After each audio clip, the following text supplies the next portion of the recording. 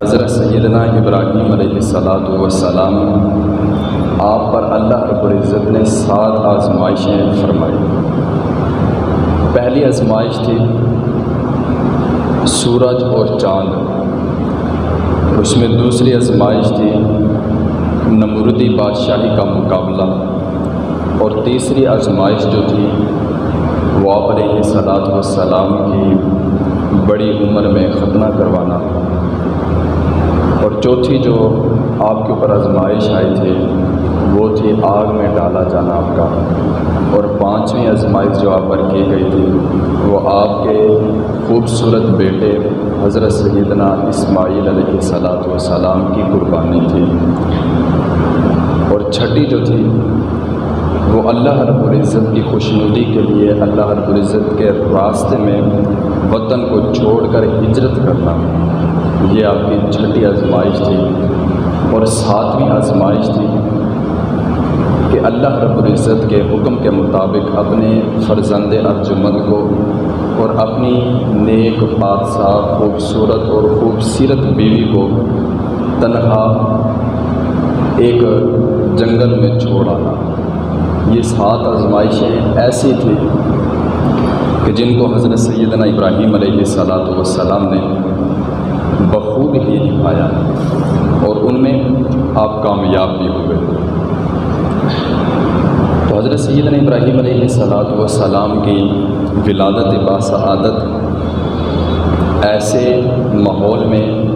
ایسے وقت میں ہوئی جب ہر طرف جھوٹی خدائی کے ڈنکے بج رہے تھے، لوگ آگ کی پوجا کر رہے تھے، کچھ لوگ سورج کو چاند کو پوج رہے تھے، ستاروں کو پوج رہے تھے، کچھ لوگ پتھر پوج رہے تھے، کچھ ہر قسم کی چیزوں کو، جس کی چیز نظر آتی کہ یہ چیز عجیب تر ہے تو وہ اس کی پرستش کرنا شروع کر دیتے تھے۔ تو حضرت سیدنا ابراہیم علیہ السلام کی جب ولادت باسعادت ہونے لگی تو نمرود بادشاہ جو تھا اس کی حکومت پوری دنیا پر تھی، تو نمرود کو نجومیوں نے بتایا کہ اس سال ایک ستارہ نمودار ہونا ہے کہ جو تیری سلطنت کو پاش پاش کر دے گا، تیری سلطنت کو ختم کر دے گا۔ تو حضرت سیدنا ابراہیم علیہ السلام کی اس دنیا میں آنے کی بشارت تھی وہ۔ تو جو نمرود بادشاہ تھا اس نے جب یہ بات سنی تو یہ تاریخ لکھتی ہے کہ یہ اس کا سننے کے بعد نجومیوں نے جب یہ بات بتائی، خواب کی تعبیر بتائی، تو اس کے بعد نمرود بادشاہ جو تھا اس نے 1000 بچے جو تھے بے گناہ قتل کروائے کہ میری بادشاہت ختم نہ ہو اور یہ میری جھوٹی خدائی جو ہے یہ چلتی رہے، دیر تک چلتی رہے۔ تو 1000 بچہ اس نمرود نے بے گناہ قتل کروایا، لیکن جو اللہ رب العزت نے کام لکھ دیا ہوتا ہے، جو اللہ نے فیصلہ کر دیا ہوتا ہے، لیقضی اللہ امرا کان مفعولا، اللہ کا کیا ہوا ہر کام جو ہے وہ مکمل ہو کر رہتا ہے۔ تو نمرود نے یہ بھی حکم جاری فرمایا کہ آج کے بعد کوئی بیوی اپنے خاوند کے پاس نہیں جائے گی کہ وہ بچہ اس دنیا میں نہ آ جائے، لیکن اللہ کی کرنی کو کون ٹال سکتا تھا۔ حضرت سیدنا ابراہیم علیہ السلام اپنی والدہ ماجدہ کے بطن اطہر میں جلوہ گر ہو گئے، اور یہ بات اپنے ذہن میں رکھنی ہے آپ نے کہ حضرت سیدنا ابراہیم علیہ السلام کے والد گرامی کا نام جو تھا وہ طارق تھا، اور آپ کی والدہ کا نام نونا تھا رضی اللہ تعالیٰ عنہما۔ تو آپ اپنی والدہ ماجدہ کے بطن اطہر میں جلوہ گر ہو گئے۔ المختصر آپ کی ولادت باسعادت ہوئی تو آپ ایک غار میں تشریف فرما ہوئے نمرودی بادشاہ کی خوف کی وجہ سے، اور نمرود کے اس وقت کیونکہ آپ چھوٹے تھے اور آپ کے والدین جو تھے آپ کی حفاظت کے ساتھ پرورش کر رہے تھے، تو ایک غار میں آپ کو لے گئے، وہاں پر آپ کی پرورش ہوئی۔ تو آپ جب بڑے ہوئے تو اس کے بعد حضرت سیدنا ابراہیم علیہ السلام نے آتے ہی سب سے پہلے جو جھوٹی خدائی کے دعوے کر رہے تھے، جو مشرک ہو چکے تھے، جو اللہ رب العزت کے علاوہ کو پوچھ رہے تھے، سب سے پہلی ضرب لگائی جو چاند اور سورج کو پوچھتے تھے۔ آپ جب باہر آئے تو کچھ لوگوں نے دیکھا کہ ایک بچہ غار سے باہر آ رہا ہے، تو جب حضرت سیدنا ابراہیم علیہ السلام نے ان سے پوچھا کہ یہ تم ستاروں کی اور چاند سورج کی پرستش کیوں کرتے ہو، تو وہ کہنے لگے یہ ہمارے خدا ہے۔ تو حضرت سیدنا ابراہیم علیہ السلام نے وہاں پر ایک دلیل دی جس پر وہ کافی پریشان ہوئے اور سوچ و بچار میں مبتلا ہوئے۔ کیا تم ایسے رب کی پوجا کرتے ہو، ایسے رب کو مانتے ہو کہ جو نکلتا بھی ہے اور ڈھل بھی جاتا ہے؟ تم آگ کو دیکھتے ہو تو اس کی پوجا کرنے لگ جاتے ہو، تم سورج کو دیکھتے ہو وہ نکلتا ہے، جب غروب ہو جاتا ہے تو تم اس کی پوجا چھوڑ دیتے ہو۔ بلکہ میں تو کہتا ہوں ایسے خدا کو مانو جو زمین و آسمان کا بنانے والا ہے،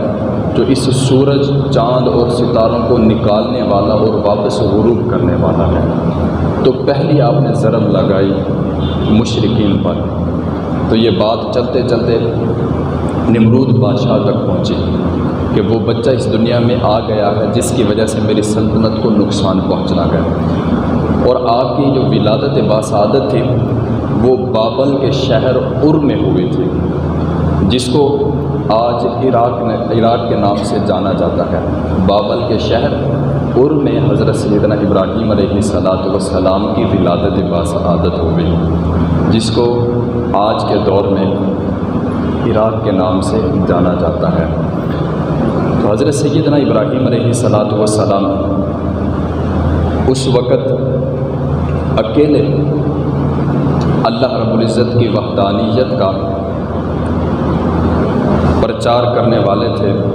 اور حضرت سیدنا ابراہیم علیہ السلام نے جب اپنے چچا کے گھر میں مزید پرورش پائی، اور آپ کی پرورش ایک ایسے گھر میں ہو رہی تھی کہ جس گھر میں ہر طرف بت تھے، ہر طرف بت تھے۔ تو حضرت سیدنا ابراہیم علیہ السلام جب آپ نے دیکھا کہ ہر طرف بت خانے بنے ہوئے ہیں اور ہر طرف بت ہی بت سجے ہوئے ہیں، تو حضرت سیدنا ابراہیم علیہ السلام نے اللہ رب العزت کی وحدانیت کا جو ایک پرچار کرنا تھا اس کا پرچم سر بلند کیا اور تبلیغ کرنا شروع کر دی۔ تو اس کو قرآن مجید نے سورۃ الانبیاء میں کچھ اس طرح بیان کیا ہے، اور یہ اسلوب بڑا ہی پیارا اسلوب ہے۔ قرآن مجید نے اس واقعے کو اس خوبصورتی سے بیان کیا کہ اگر ہم اس کا سیدھا سیدھا ترجمہ بھی پڑھیں نا تو ہمیں سمجھ میں آ جاتا ہے کہ حضرت سیدنا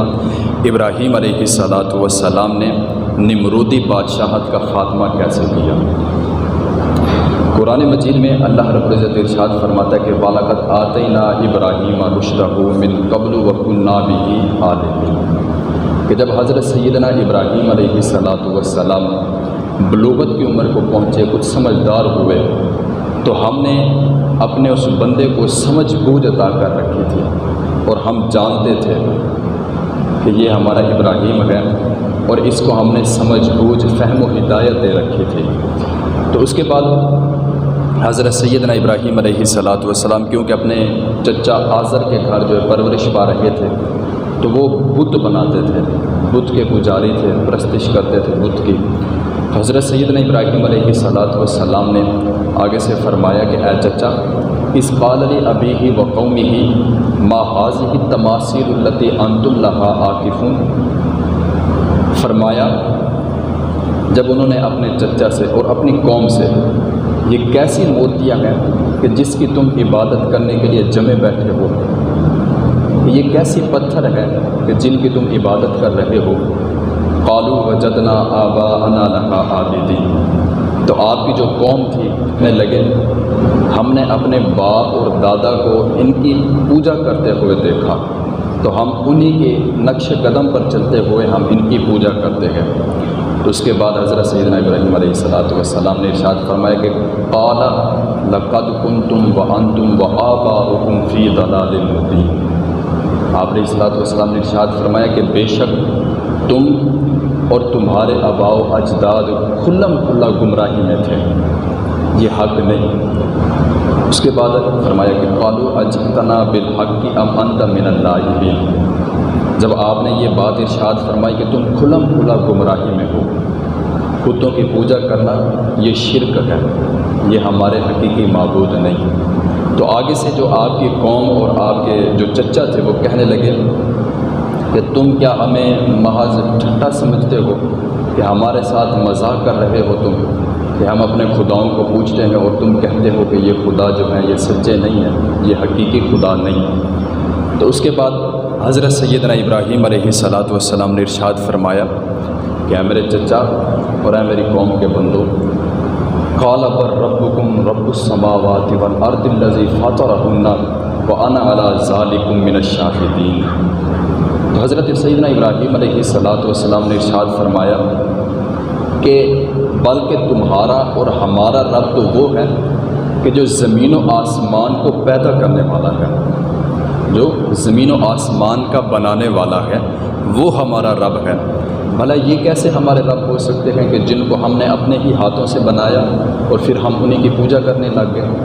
بلکہ ہمارا رب زمین و آسمان کو بنانے والا ہے، چاند اور سورج کو نکالنے والا اور واپس غروب کرنے والا ہے، وہ ہمارا رب ہے، اور میں اس پر گواہی دیتا ہوں کہ ہمارا رب زمین و آسمان کو پیدا کرنے والا ہے۔ تو اس کے بعد وَتَاللَّهِ لَأَكِيدَنَّ أَصْنَامَكُمْ بَعْدَ أَن تُوَلُّوا مُدْبِرِينَ۔ اس آیت مبارکہ کا ترجمہ اور اس کا شان نزول یہ ہے کہ حضرت سیدنا ابراہیم علیہ الصلوۃ والسلام بتوں کے دشمن تھے، مطلب ان کے خلاف بات کرتے تھے۔ تو آپ علیہ الصلوۃ والسلام نے ارشاد فرمایا کہ وَتَاللَّهِ لَأَكِيدَنَّ أَصْنَامَكُمْ بَعْدَ أَن تُوَلُّوا مُدْبِرِينَ، کہ جب تم پیٹھ پھیر کر جاؤ گے تو اس وقت میں تمہارے بتوں کے ساتھ جو حشر کروں گا وہ تم آ کر دیکھنا۔ تو حضرت سیدنا ابراہیم علیہ الصلوۃ والسلام نے یہ بات اس وقت فرمائی کہ جب نمرودی بادشاہ کی سلطنت میں ایک روایت ہوتی تھی کہ آپ علیہ الصلوۃ والسلام کے اس دور میں جتنا بھی بندے تھے ایک میلہ ہوتا تھا، وہاں پر جاتے تھے اور وہاں پر بتوں کی پوجا کرتے تھے، وہاں پر رقص ہوتے تھے، ناچ گانے ہوتے تھے، گناہ کیے جاتے تھے، اور اللہ رب العزت کے ساتھ جن کو شریک ٹھہرایا ہوتا تھا ان کی پوجا کی جاتی تھی۔ تو جاتے جاتے کچھ لوگوں نے کہا کہ اے ابراہیم تم بھی ہمارے ساتھ چلو میلے میں۔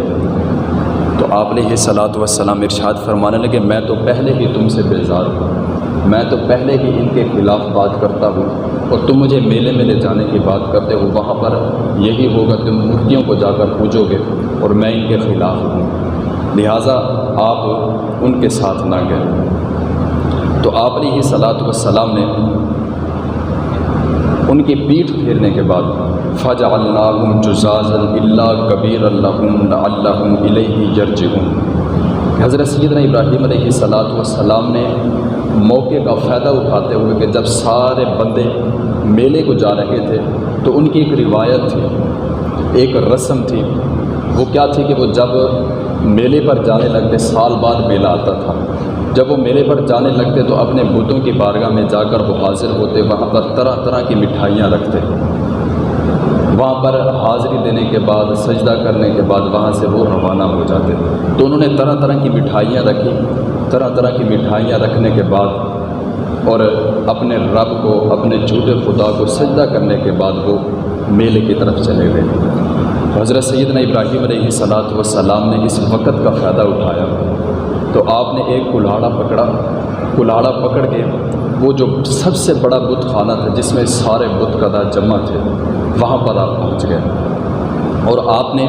وہاں پر کیا بیان فرمایا کہ آپ نے سارے کے سارے جتنا بھی وہاں پر بت رکھے ہوئے تھے سب کے سب بتوں کو توڑ ڈالا، کسی کا بازو توڑ ڈالا، کسی کی ناک توڑ ڈالی، کسی کے پاؤں توڑ ڈالے، کسی کے جسم کے پرخچے اڑا دیے، چھوٹے چھوٹے ٹکڑے کر ڈالے۔ اس کے بعد یہ تو تھی صورت انبیاء جس میں یہ بیان ہو رہا تھا۔ پھر اسی چیز کو آگے لے کر چلتے ہیں صورت الصافات، وہاں پر جب آپ نے بتوں کو توڑا تو اس سے پہلے آپ نے ان سے مخاطب ہو کر یہ بیان کیا، ان سے فرمایا کہ تم خدا بنے بیٹھے ہو، تم اپنے آپ کو خدا مانتے ہو اور لوگ تمہاری پوجا کرتے ہیں اور تمہارے سامنے کھانے پینے کی چیزیں رکھی ہوئی ہیں۔ فراغ الی آلہتہم فقال الا تأکلون، کہ تم جھوٹے خدا ہو، تمہارے سامنے یہ کھانے پینے کی چیزیں پڑی ہوئی ہیں، کھاؤ ان کو کیوں نہیں کھاتے؟ وہ کیا بولتے؟ وہ تو بیچارے پتھر تھے، وہ خاموشی سے بیٹھے رہے۔ تو پھر اس کے بعد ما لکم لا تنطقون، وہ کچھ نہ بولے، وہ خاموش رہے۔ تو حضرت سیدنا ابراہیم علیہ السلام نے اپنے دائیں ہاتھ میں جو کلہاڑا پکڑا ہوا تھا اس کی ضرب لگائی، اور ایسی خوب ضرب لگائی، فراغ علیہم ضربم بالیمین، ایک نبی کی، ایک رسول کی ضرب تھی وہ، اور وہ ایسی ضرب لگی کہ کوئی بھی بت جو ہے ان میں سے باقی نہ بچا سوائے ایک بڑے بت کے۔ ایک بڑا بت جو تھا سب سے بڑا، اس کو حضرت سیدنا ابراہیم علیہ السلام نے باقی چھوڑ دیا۔ اس میں یہ نہیں تھا کہ حضرت سیدنا ابراہیم علیہ السلام کو اس بت سے دشمنی نہیں تھی، بلکہ آپ نے حکمت عملی کا مظاہرہ کرتے ہوئے سارے بت توڑ ڈالے، اور ایک بڑا بت جو تھا اس کو باقی رکھا، اور اس کے کندھے پر وہ کلہاڑی رکھ دی اور وہاں سے چلے گئے۔ جب قوم واپس آئی تو انہوں نے دیکھا کہ قالوا اانت فعلت بآلہتنا یا ابراہیم، کہ تو نے ہمارے بتوں کے ساتھ یہ جو کیا ہے نا بہت برا کیا ہے، یہ اچھا نہیں کیا۔ تو قرآن مجید اس کو بیان کر رہا ہے۔ تو جب وہ بندے واپس آئے، انہوں نے آ کر دیکھا کہ ہمارے خداؤں کی حالت بڑی عجیب ہوئی پڑی ہے، تو وہاں پر کوہرام مچ گیا، اور سارے بندے جو تھے سارے کے سارے جو ہے نا آگ بگولا ہو گئے، اپنے اندر ہی اندر غصہ ہو گئے، اور ان کے اندر جہنم کی آگ بھڑک اٹھی کہ ہمارے خداؤں کے ساتھ، ہمارے معبودوں کے ساتھ یہ حالت اور ان کا یہ حشر کس نے کیا؟ تو پھر پوچھنے لگے ایک دوسرے سے۔ تو پھر جب وہ میلے پر جا رہے تھے، پیچھے کچھ بزرگ تھے، کچھ بوڑھے نوجوان، بوڑھے بندے تھے، انہوں نے سنا تھا حضرت سیدنا ابراہیم علیہ السلام یہ ارشاد فرما رہے تھے کہ تم جب پیٹھ پھیرو گے، جب تم میلے کو جاؤ گے تو پیچھے میں تمہارے معبودوں کے ساتھ بہت برا کروں گا۔ تو جب انہوں نے یہ بات کی تو بادشاہ وقت کو جب یہ بات بتائی گئی تو بادشاہ وقت نے ارشاد فرمایا کہ ابراہیم کو پکڑ کر لے آؤ، اس کو میرے پاس لے آؤ، گواہی لیں گے کہ یہ جو بات کہہ رہے ہیں یہ بات سچ ہے، تو ابراہیم کو سخت سزا دی جائے گی۔ تو حضرت سیدنا ابراہیم علیہ السلام کو پکڑ کر لایا گیا۔ جب نمرود کے دربار میں آپ حاضر ہوئے، بغیر کسی خوف کے، بغیر کسی دہشت کے، سینہ تان کے کھڑے ہوئے تھے، اور جب نمرود نے پوچھا کہ کیا ہمارے ان بتوں کے ساتھ، ہمارے ان خداؤں کے ساتھ یہ حال آپ نے کیا ہے؟ حضرت سیدنا ابراہیم علیہ السلام آپ کے ارشاد فرمانے لگے، میں کیوں کروں گا ایسا؟ اصل جس سے برآمد ہو رہا ہے، ظاہری حال جو بتا رہا ہے وہ یہ ہے کہ کلہاڑا بڑے بت کے کاندھے پر رکھا ہوا ہے۔ آپ اس سے جا کر پوچھو کہ باقیوں کو کس نے توڑا؟ ہو سکتا ہے ان کی آپس میں لڑائی ہو گئی ہو، بڑے بت نے کہا تم چھوٹے بت ہو کہ تم میری خدائی میں شریک ہو رہے ہو۔ لوگ مجھے پوچھتے ہیں تم چھوٹے ہو کہ میری خدائی میں، میری پرستش میں میرے ساتھ شریک ہو رہے ہو، ان کی آپس میں لڑائی ہو گئی ہو سکتا ہے انہوں نے، بڑے نے چھوٹے سب کو جو ہے نا توڑ ڈالا ہو۔ تو آپ ان سے پوچھو، وہ آپ کو بتائیں گے کہ ہمارا یہ حال کس نے کیا۔ تو پھر اس کے بعد وہ جو نمرود تھا وہ کہنے لگا،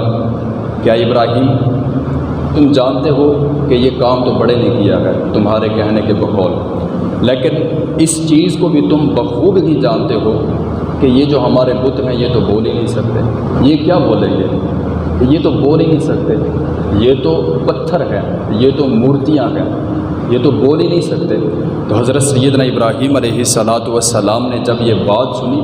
تو آپ کے روب میں، آپ کے ایک عشق اور محبت میں،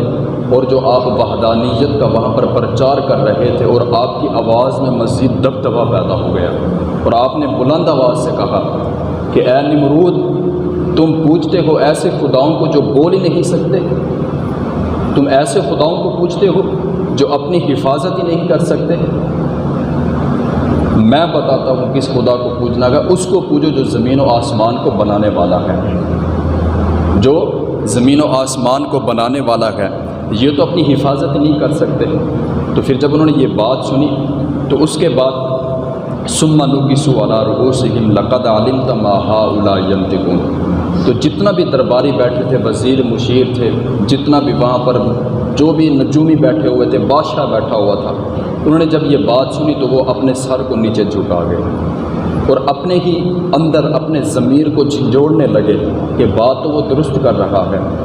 کہ ہم ان خداؤں کو پوچھتے گئے، ان خداؤں کو مانتے گئے کہ جو اپنی حفاظت ہی نہیں کر سکتے، جو اپنے آپ کو بچا ہی نہیں سکتے، جو بول ہی نہیں سکتے، ہم ان خداؤں کی پوجا کر رہے ہیں۔ تو اس کے بعد حضرت سیدنا ابراہیم علیہ السلام نے جب وحدانیت کی ضرب لگائی تو کافی سارے لوگوں کا جو ہے نا جو عقل تھا وہ ٹھکانے لگا۔ اس کے بعد پھر جو نمرود تھا وہ کہنے لگا تم کس خدا کی بات کرتے ہو، تمہارا خدا کون ہے؟ تو یہ سورہ بقرہ کے 3 سپارے میں آیا مبارکہ ہے جس کا ترجمہ ہے کہ حضرت سیدنا ابراہیم علیہ السلام نے ارشاد فرمایا کہ اے نمرود، میرا خدا وہ ہے جس کو میں پوجتا ہوں، جس کی میں عبادت کرتا ہوں، وہ سورج کو مشرق سے نکالتا ہے، مغرب میں غروب کرتا ہے، زندہ کو مردہ کرتا ہے اور مردہ کو حیاتی دیتا ہے۔ تو نمرود جو تھا ظاہر ہے اس کے پاس علم تو نہیں تھا، تو وہ کہنے لگا یہ کون سی بڑی بات ہے، میں بھی زندہ کر سکتا ہوں، میں بھی مار سکتا ہوں۔ اس نے ایک قیدی کو بلایا جس کو عمر قید کی سزا تھی، اس کو بلایا، اس کو آزاد کر دیا، اور ایک بیچارہ ایسے بے قصور بیٹھا ہوا تھا بندہ جس کی کوئی جناب غلطی بھی نہیں تھی، دربار میں بیٹھا تو اس کو بلایا، اس کی گردن اڑوا دی، کہتا دیکھو ابراہیم، میں نے بھی کر دیا جیسے تیرا رب کرتا ہے، تیرا رب مردہ کو زندہ کرتا ہے، زندہ کو مردہ کرتا ہے، زندگی بخشتا ہے، دیکھو میں نے بھی زندگی دے دی اور موت بھی دے دی، یہ تو کوئی بڑی بات نہیں۔ تو حضرت سیدنا ابراہیم علیہ السلام سوچنے لگے کہ یہ بندہ جو ہے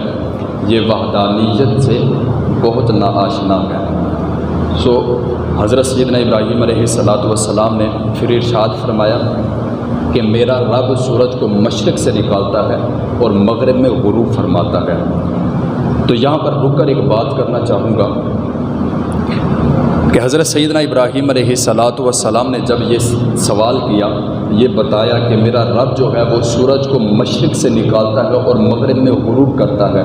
اگر یہی بات وہ نمرود کر دیتا کہ سورج کو مشرق سے میں نکالتا ہوں اور مغرب میں میں غروب کرتا ہوں، تو حضرت سیدنا ابراہیم علیہ السلام پھر یہاں پر یہ سوچنے والی بات ہے۔ پھر مؤرخین نے یہاں پر لکھا، اور یہ اس کے شان نزول میں اس کی مزید گہرائی میں جائیں تو یہ بات ہمیں پتہ چلتی ہے کہ آسمانوں پر بیٹھا رب جلیل اپنے خلیل کو دیکھ رہا تھا کہ میرا خلیل آج میری وحدانیت کا کیسے پرچار کر رہا ہے، اور فرشتے بھی ساتھ ساتھ دیکھ رہے تھے۔ تو اگر وہ یہ بات کر دیتا کہ مشرق سے سورج کو میں نکالتا ہوں، مغرب میں میں غروب کرتا ہوں، تو اپنے رب کو کہہ اگر تیرا رب سچا ہے تو تیرا رب سورج کو مغرب سے نکالے اور مشرق میں غروب کرے۔ تو یہ مؤرخین لکھتے ہیں کہ یہ اس حدیث کے، اس قرآن مجید کی اس آیہ مبارکہ کے ماتحت یہ بات ملتی ہے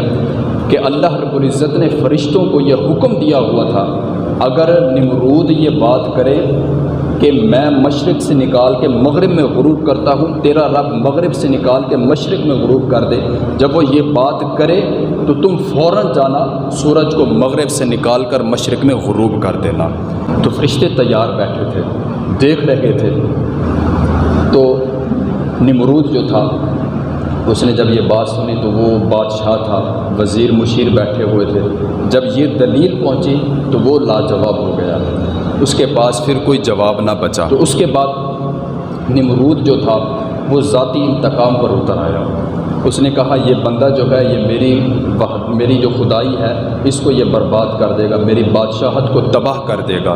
تو اس کے بارے میں کچھ سوچا جائے۔ تو وہ جتنا بھی وزیر اور مشیر بیٹھے تھے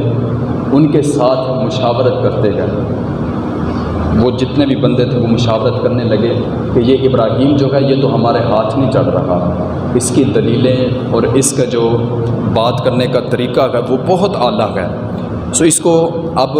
ہم دلیل سے تو نہیں ہرا سکتے، اب بات یہ ہے۔ اور مشورہ جب انہوں نے کیا تو مشورہ یہ طے پایا کہ ابراہیم کو جو ہے آگ میں جلا دو، ابراہیم کو آگ میں جلا دو، اس کے بعد ابراہیم اس دنیا سے ختم ہو جائے گا اور ہماری بادشاہت کو اور ہمارے معبود کو کوئی بندہ جھوٹا کہنے والا نہیں ہوگا۔ اور وہ جتنا بھی بندے تھے، جتنا وہاں پر بیٹھے تھے، یہ بات طے پا گئی کہ آگ جلائی جائے اور آگ میں لکڑی اکٹھی، سارا کچھ اکٹھا کیا جائے اور حضرت ابراہیم علیہ السلام کو اس آگ میں جلا دیا جائے۔ تو پھر اس کی تیاری کیسے ہوئی؟ یہ مورخین لکھتے ہیں کہ اتنا بڑا چکھا بنایا گیا، اتنا بڑا آتش کدہ بنایا گیا کہ 3 مہینے اس میں لکڑیاں جمع ہوتی رہی حضرت ابراہیم علیہ السلام کے لیے۔ یہ تھے ابراہیم علیہ السلام کے امتحان، یہ تھے خلیل اللہ کے امتحان جو انہوں نے دیے۔ تو وہ جو نمرود تھا اس نے اعلان کر دیا کہ ہر بندہ اپنی طرف سے اپنے خدا کو بچانے کے لیے اپنے خدا کی محبت میں جتنا ہو سکے لکڑیاں اکٹھا کرے اس آتش کدہ میں۔ تو ہر بندہ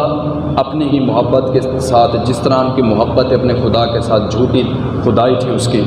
تو ہر بندے نے لکڑی اکٹھا کرنا شروع کر دی۔ اور اس میں کچھ کم علم لوگ بھی تھے جو ظرف نہیں رکھتے تھے، انہوں نے کیا کیا کہ لکڑی اکٹھی کرنے لگے اور ساتھ ہی ساتھ منتیں ماننے لگے کہ اگر میرا یہ کام ہو گیا تو میں اتنے من لکڑیاں ڈالوں گا، اگر میرا یہ کام ہو گیا تو میں تیل ڈالوں گی، میں یہ ہر بندہ جو ہے نا منتیں ماننے لگ گیا۔ جیسے آج کل ہمارے معاشرے میں بھی کافی ساری ایسے غیر شرعی رسومات بھی ہیں اور کچھ ایسی منتیں بھی ہیں کہ جس کا شریعت میں کوئی وجود بھی نہیں ہے، ویسے اس دور میں بھی تھی۔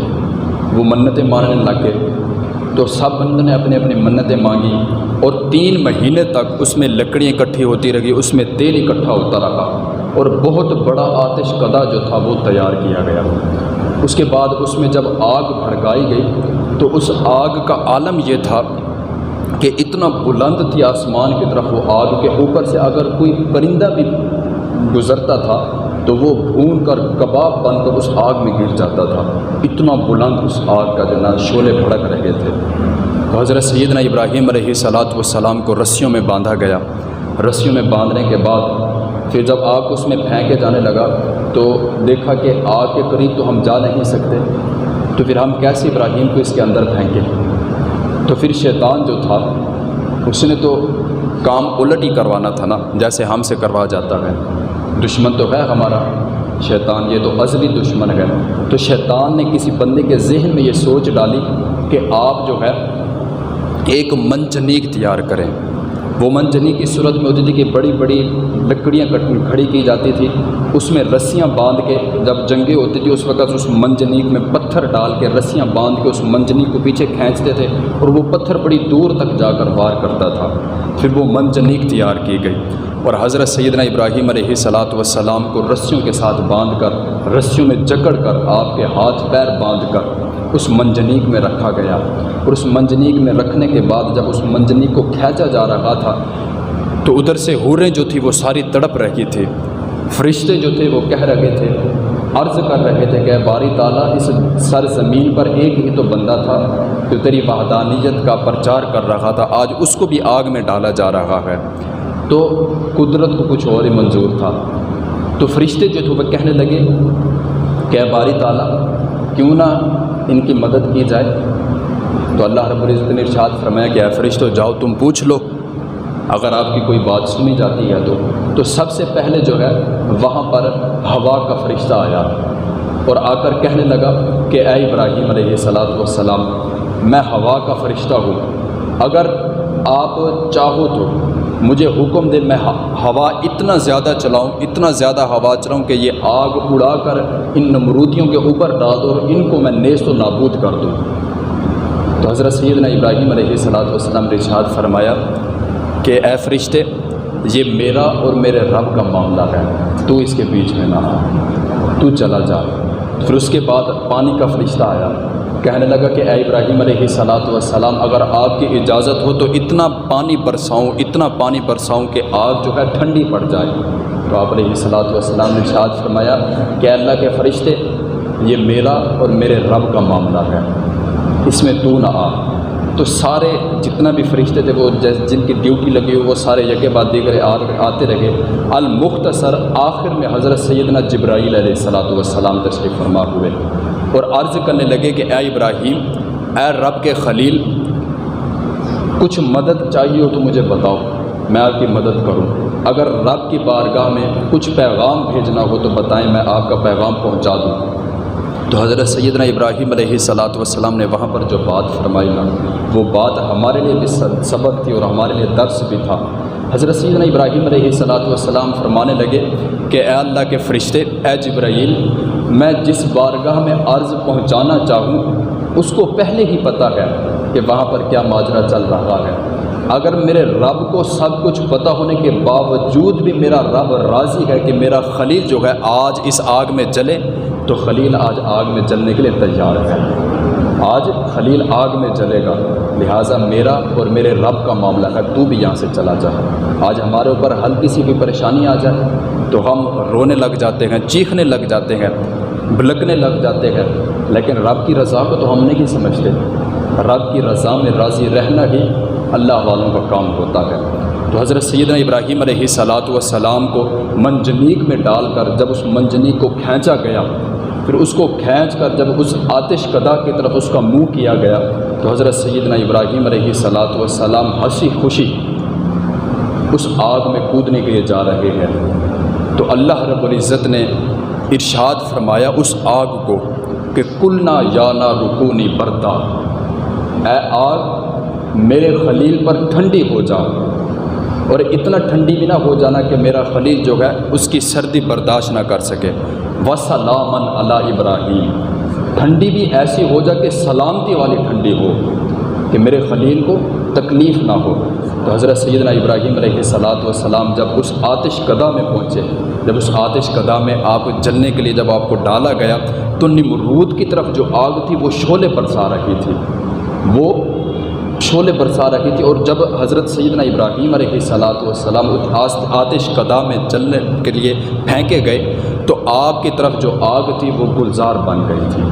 وہ ایسے بن گئی تھی کہ جیسے جنت کی ہوائیں آ رہی ہوں۔ ادھر نمرود کی طرف شعلے برس رہے تھے اور ادھر حضرت سیدنا ابراہیم علیہ السلام کی طرف وہ آگ جو تھی وہ پھول برسا رہی تھی